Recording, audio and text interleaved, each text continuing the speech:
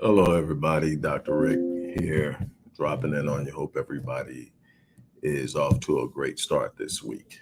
This segment is brought to you by the 7-day online business launch.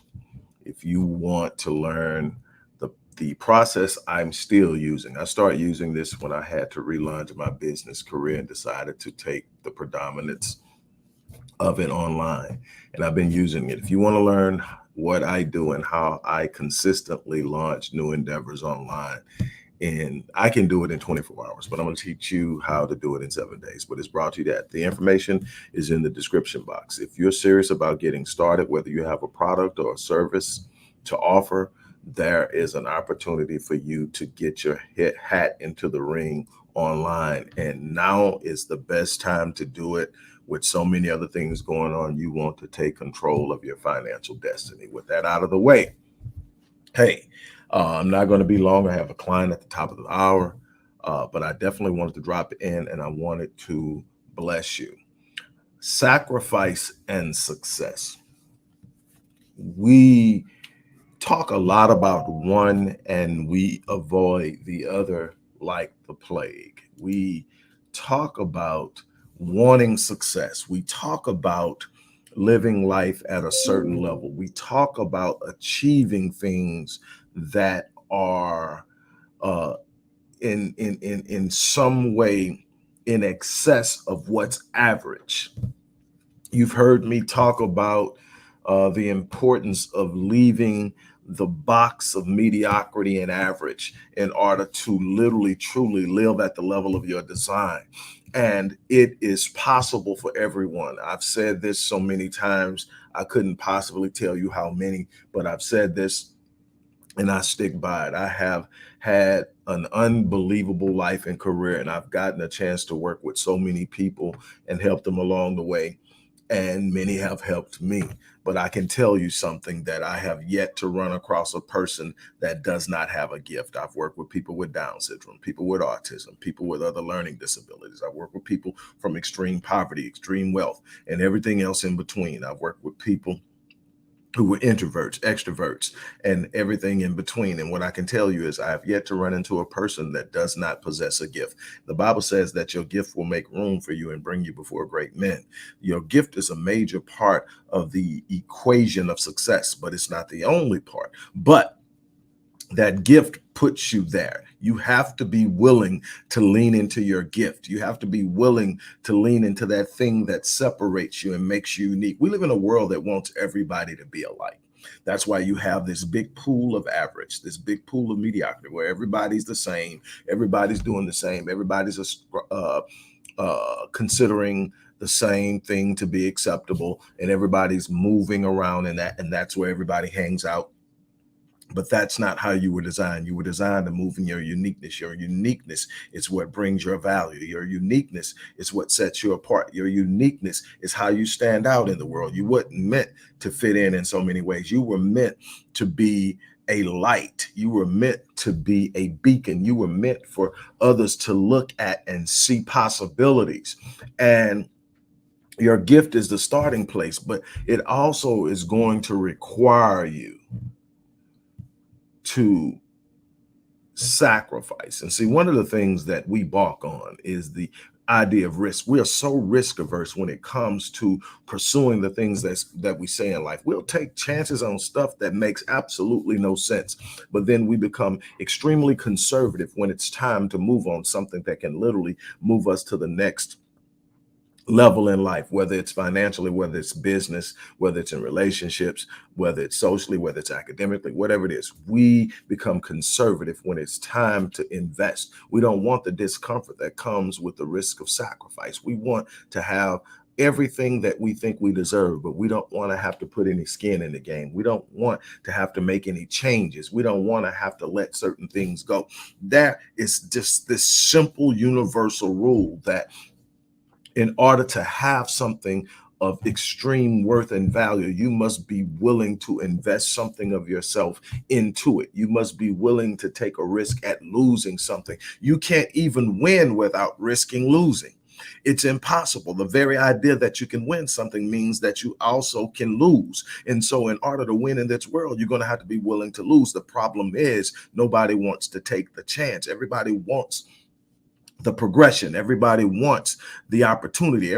But they don't want to they don't want to make the sacrifice. They don't want to give of themselves. They don't want to step into something wholeheartedly. They want it to flow to them. We live in a world of entitlement.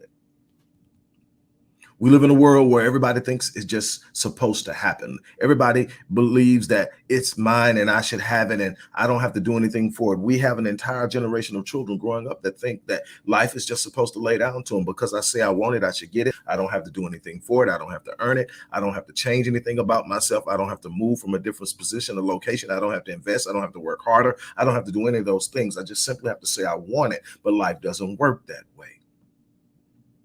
How are you going to get the things that you want in life? I can tell you from experience that the things that I wanted, I had to measure the cost. You've heard me say this before, that life will pay whatever price that you demand of it. Life will literally pay whatever price you demand of it. Matter of fact, life meets you at the level of your expectations. God meets you at the level of your expectations. That's what faith is. Faith is what you expect. Faith is what you expect to happen, whether you can see it or not. You expect it, and God will meet you there at the level of your expectations. But there are always going to be some counter demand. See, faith requires you to move. Faith is not stagnant. Faith is a dynamic principle. Faith says that if you believe it, you move on it. Faith isn't just believing. Faith is believing and then acting accordingly. And that's where a lot of people lose it. People think just because I say I believe it, I have faith. No, faith says I believe it at a level that I'm going to move on it. Faith says I believe it at a level that I'm going to ignore the possibility and the risk involved in the possibility of failing, the possibility of people laughing at me, the possibility of people talking about me, all of the negative opinions that I'm going to get because I say I believe in it and I'm moving on it. I'm going to ignore all of that because I believe it's possible. The top 5%ers are those who move despite the risk. The top 5%ers are those who sit up and say, I see an opportunity. I'm going to seize it. I know that it comes with the possibility of scraping my knee. I know it comes with the possibility of getting knocked down. I know it comes with the possibility of perpetual delay. I know it comes with the possibility of being laughed at and talked about. I know it comes with the possibility of meeting ridicule, but it is in part of the process that it requires for me to get where I'm trying to go. And where I'm trying to go is be what I was designed to be and do what I was designed to do. And that's the ultimate priority. I am focused on fulfilling my destiny and living out my design purpose in this world so that the Creator can know that what I was given to do, I did. I can't be caught up in what somebody's thinking about me. I can't be caught up in what someone's saying about me. I can't be caught up in the possibility of what might not happen. What I can tell you is, while I'm being frustrated and pushed back and held in check by what might happen, I can tell you what's guaranteed not to happen. If I don't move, progression won't happen. If I don't move, growth won't happen. If I don't move, financial increase will not happen. If I don't move, expansion in my territory will not happen. I have to be willing to move, come out of my corner of comfort and walk into an area in which I am not familiar to expand my territory. Anytime you expand your territory, anytime you expand your reach, you're moving into a space that you did not originally occupy. So you're not familiar with it, but you're going to take hold of it. You're going to make it your own. Why? Because it's yours for the asking. It's yours for the taking, but you're going to have to move on it.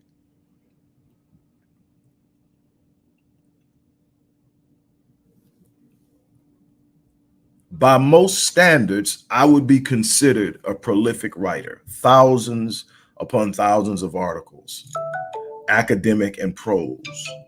About to drop 3 more books within the next 30 days, which will put me at 27 published books. And let's not even count all of the stuff that I've ghostwritten for other people. But I didn't start in the territory of this prolific reality of what I can do with a pen, or in this case, a keyboard. I started with one sheet of paper and a pen, and it was blank. And they said, we want you to write this and we're going to grade you on it. And if you do well, we might publish it. And this was in a long time ago, long time ago in school. And I had to take a choice. Well, what if I don't do well? What if people find out I'm really not as good as they thought I was? What if they see kinks in the armor? And I can take you on anything that I've done successfully over time, starting businesses. I didn't start out with the list of businesses that I have trailing me. All have been brought to profitability over 35 years. I didn't start with that. I started with one. That one I started with. Now, I did a bunch of stuff that were not officially on paper businesses, but I've been doing business since 9, 10 years old, cutting grass and cleaning lawns and sewing and a bunch of other stuff. My grandma, if man, in school, I did it, man, cutting hair, all of that. But I'm talking about first official business. When I started that business, I didn't have all these businesses to sit up and say, this is how you do it. I got this. I had to sit up and step out on faith. That business is still alive. I keep it alive because it represents faith. Master Fitness 21 started out 35 years ago as Stay Fit Fitness and Training. And I've kept it. I've expanded my territory in it. I am no longer training people one-on-one, but now I'm writing programs. I'm writing and designing programs. I'm researching. I'm providing guides for different businesses and for personal trainers. I'm writing their guides. I'm all of that stuff like that, and outsourcing a lot of it. But it started with that. What am I trying to get you to understand? I'm trying to get you to understand that where you see people at is not where they started. But they would not be there if they consulted the presence. Their present reality, if they consulted their past, if they consulted the naysayers within their periphery, they would not be where they are today. They would not be within the line of sight of your admiration, so to speak. They wouldn't be where you're looking at them and aspiring to get, where they would still be sitting there waiting on somebody to show them a path of least resistance. I don't want the path of least resistance. I want the path of power.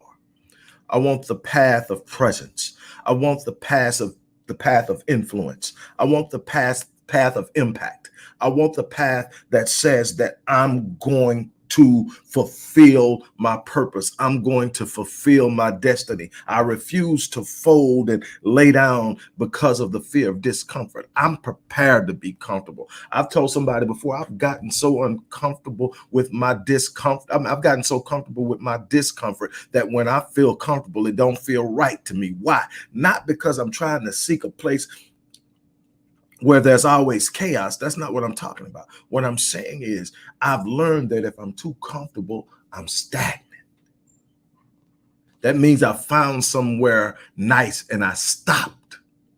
Because just in moving, no matter how well and fluent you're moving into spaces you don't know. So you have to be aware. You have to be alert. You have to pay attention. You have to see things for what they really truly are. So then what does that mean? That means that there should always be a sense of urgency about how I move. It doesn't always mean I'm moving fast. It means that I give value to every second. 86,400 seconds in a day. And I value every last one of them. I don't see any of them as something that you just throw away or that doesn't matter. How am I spending it? Some of it I've got to spend sleeping. Some of it I've got to spend working out. Some of it I've got to spend managing my nutrition. Others I spend putting in work.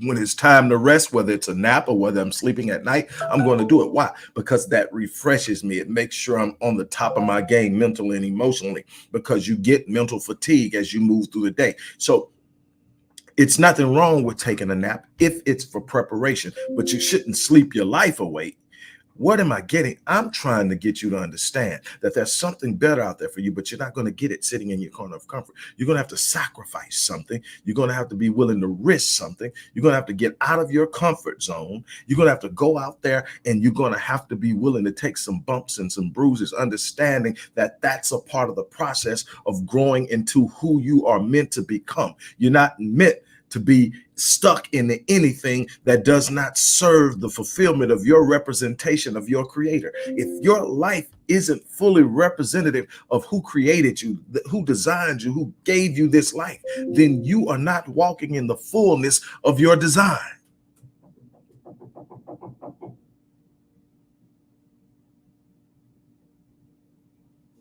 You have to understand